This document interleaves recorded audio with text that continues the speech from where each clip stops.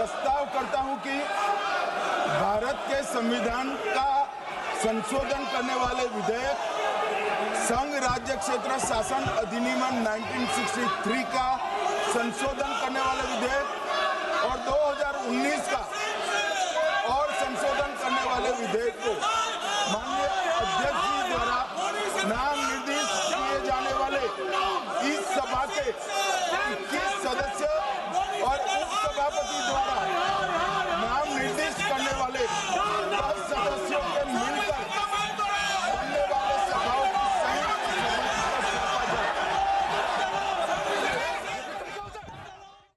लोकसभा में जब ये 3 बिल गृह मंत्री अमित शाह पेश कर रहे थे तो उनको भी अंदाजा नहीं था कि उसी बिल की कॉपी फाड़कर विपक्षी सांसदों द्वारा उनके ऊपर उछाल दी जाएगी। इस बिल को लेकर विपक्ष की चिंता यह है कि आने वाले दिनों में लोकतंत्र की राह आसान नहीं रहने वाली। संसद के अंदर से लेकर बाहर तक इस बिल पर खूब हंगामा हुआ। पश्चिम बंगाल की सीएम ममता बनर्जी ने तो इसे डेथ वारंट करार दे दिया। हम बात करेंगे उन्हीं 3 बिलों पर जो सरकार ने पेश किए हैं। सबसे पहले समझते हैं आखिर हुआ क्या। लोकसभा में केंद्रीय गृह मंत्री अमित शाह ने 3 बिल पेश किए। पहला संविधान का 130वां संशोधन, दूसरा केंद्र शासित प्रदेश सरकार संशोधन और तीसरा जम्मू कश्मीर पुनर्गठन संशोधन विधेयक। जैसे ही अमित शाह बोलने लगे, विपक्षी सांसदों ने हंगामा शुरू कर दिया। कांग्रेस के केसी वेणुगोपाल और अमित शाह के बीच तीखी बहस हुई। विपक्षी सांसदों ने बिल की कॉपियां फाड़ दी और चिल्लाए, ये लोकतंत्र का कत्ल है। This bill is to bring morality in politics. Can I ask a question to the Honorable Home Minister? When he was the Home Minister of Gujarat, he had been arrested, sir. Whether he took the morality of that point of time? ये विषय नहीं है माननीय सदस्य। माननीय सदस्य, आप bill पर बोलिए। आप 72 के नियम के तहत बोलिए। सर, दिस नियम है, आपका डायरेक्शन है। 19 आप 72 नियम के तहत बोलिए। सर, लाइक नहीं है सर, नियम के तहत बोलो आप 72। सर, दिस आपका डायरेक्शन है 19A 19B। हाँ है। Chapter on call भी है। हाँ। Very clearly telling at least 1 week notice is needed for introducing a bill. Sir, I am telling that this bill is to target the opposition ruling government. This bill is to threaten the people like Nitish Kumar and Chandrababu Naidu. This bill is to blackmail. माननीय गृह मंत्री जी, बहुत नैतिकता की बातें कर रहे हैं आपने भाषण दिए थे चक्की पीसिंग, महाराष्ट्र में जिनको लेके डिप्टी सीएम बना के घूम रहे हैं आप। स्पीकर ओम बिरला को सदन 2 बार स्थगित करना पड़ा। शाम 5 बजे तक हंगामा चलता रहा।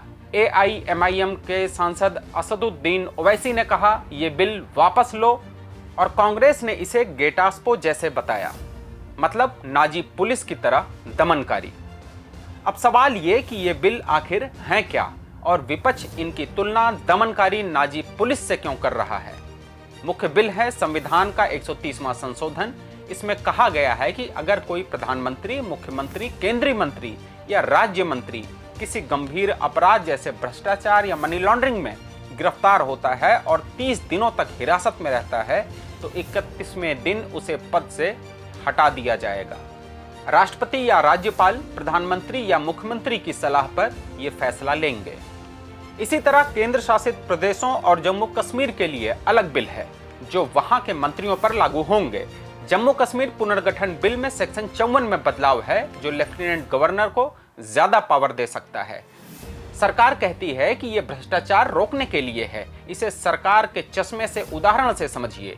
तमिलनाडु के पूर्व मंत्री वी सेंथिल बालाजी का केस 2023 में उन्हें मनी लॉन्ड्रिंग में गिरफ्तार किया गया।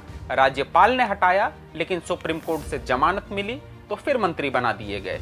इसी तरह का मामला अरविंद केजरीवाल का भी, जब मनी लॉन्ड्रिंग मामले में वह जेल भेजे गए, लेकिन उन्होंने दिल्ली मुख्यमंत्री पद से इस्तीफा नहीं दिया। सरकार कहती है ऐसे केसों से सबक लेकर ये बिल लाए गए हैं। लेकिन क्या यह इतना सीधा मामला है? विपक्ष इसे लोकतंत्र विरोधी बता रहा है। क्यों? क्योंकि उनका आरोप है कि ये बिल केंद्र को विपक्षी राज्य सरकारों को गिराने का हथियार देगा। कांग्रेस नेता अभिषेक मनु सिंघवी ने एक्स पर लिखा, बीजेपी सिर्फ 240 एमपी से संविधान बदल रही है, ये फेडरल स्ट्रक्चर न्यायपालिका को बाईपास करेगा।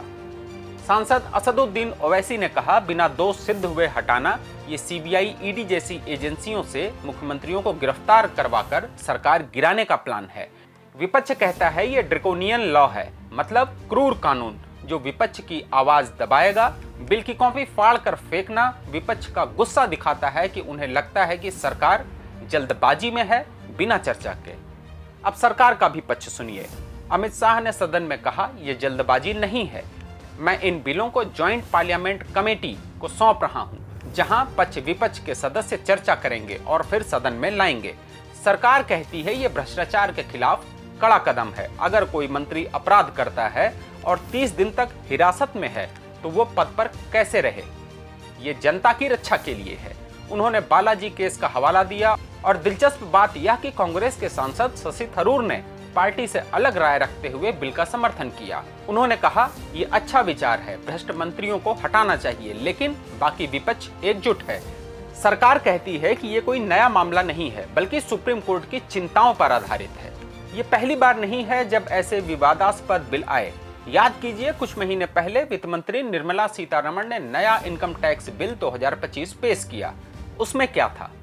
टैक्स अधिकारी बिना वारंट के आपकी email, social media, WhatsApp message access कर सकते हैं। विपक्ष ने कहा, यह सरकारी निगरानी, प्राइवेसी का उल्लंघन है। सरकार ने कहा, टैक्स चोरी रोकने के लिए यह सब करना जरूरी है। लेकिन कांग्रेस ने इसे जासूसी बताया और जनता पर शिकंजा कसने का हथियार बताया। और अब ये 3 नए बिल लोकसभा में आ गए हैं। तो सवाल उठता है, क्या सरकार जनता और चुने हुए नेताओं को शक की नजर से देख रही है? क्या सीबीआई, ईडी जैसी एजेंसियां विपक्ष को टारगेट करने का टूल बनकर रह गई हैं? कहीं ऐसा तो नहीं सरकार अपने खिलाफ उठ रही आवाजों को दबाने के लिए ये कानून ला रही है? विपक्ष के आरोप और सवाल भी यही है। जम्मू कश्मीर बिल से लेफ्टिनेंट गवर्नर की पावर बढ़ सकती है, जो केंद्र नियंत्रित प्रदेश है। क्या ये फेडरलिज्म, मतलब केंद्र राज्य संतुलन को तोड़ रहा है, या वाकई भ्रष्टाचार रोकने का कदम है? हम ये सवाल आप पर भी छोड़ते हैं। सबसे जरूरी बात तो यही है कि भ्रष्टाचार या आपराधिक गतिविधियों का किसी भी रूप में बचाव नहीं किया जा सकता। पहले ही देश में ऐसे कानून मौजूद हैं जिनमें किसी भी अदालत से 2 साल या उससे अधिक की सजा मिलने पर सांसदों और विधायकों की सदस्यता रद्द की जा सकती है, और ऐसे कई मामले भी हमारे सामने हैं। हालांकि इनके दुरुपयोग का उदाहरण भी हमारे सामने है। पिछली लोकसभा में लक्षद्वीप से चुने गए सांसद मोहम्मद फैजल की सदस्यता हत्या के प्रयास से संबंधित एक मामले में करवत्ती सेशन कोर्ट के फैसले से चली गई थी, जिसमें उन्हें दोषी ठहराया गया था। केरल हाई कोर्ट ने उन्हें दोष मुक्त कर दिया। उसके बावजूद उनकी सदस्यता बहाल नहीं की गई, उल्टे वहां उपचुनाव की घोषणा तक कर दी गई थी।